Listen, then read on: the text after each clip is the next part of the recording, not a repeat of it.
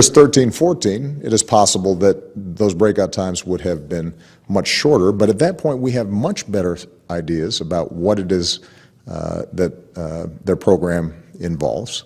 We have much more insight into their capabilities and the option of a future president to take action if, in fact, they try to obtain a nuclear weapon is undiminished. Blah, blah, blah, blah, blah. Joining us now is Jonathan Tobin, senior editor for Commentary Magazine, commentarymagazine.com. Jonathan, 6 days left to the artificial deadline with Iran for a deal, and the news just keeps on coming. Yes, that's right. Yesterday, just to make sure that the Americans knew who was boss, the supreme leader of Iran, Grand Ayatollah Ali Khamenei, reminded the Americans that he will not allow any inspections and he will not allow a deal without immediate sanctions relief. Every aspect of the deal that Obama promised as recently ago as April, they're not going along with. Yet the Americans are also making clear they're sticking to it.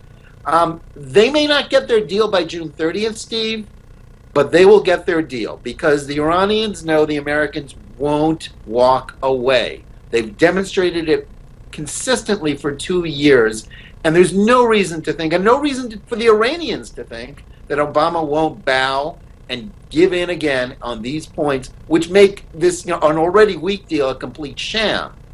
It is frightening, and as we've talked about, and also the Western countries, including the U.S., have agreed to give Iran some nuclear materials and build some reactors. Absolutely. If they give up some of their, if they give up their atomic program and capabilities. It never ends. I do want to touch on the Confederate flag.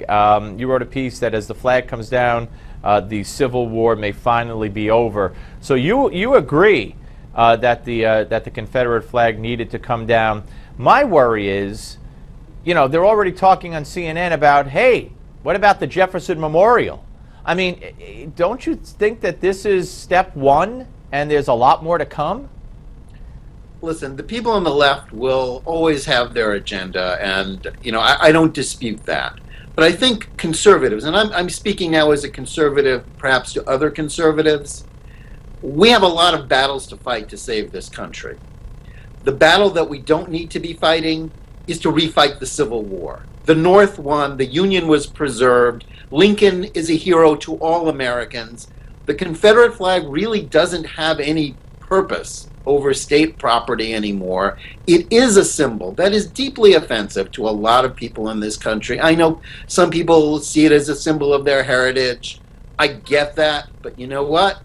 The Civil War is over. Let's move on from this. The left will have other attacks on American traditions. Let's fight the battles we need to fight, not the lost cause, because that is not a cause that has anything to do with our conservative principles, limited government. No, and in fact, all over. It was Republicans that voted in greater percentage in the House and Senate to pass the civil rights legislation. It was a Republican that took down the Confederate flag in South Carolina from the State House after a Republican Democrat put it up.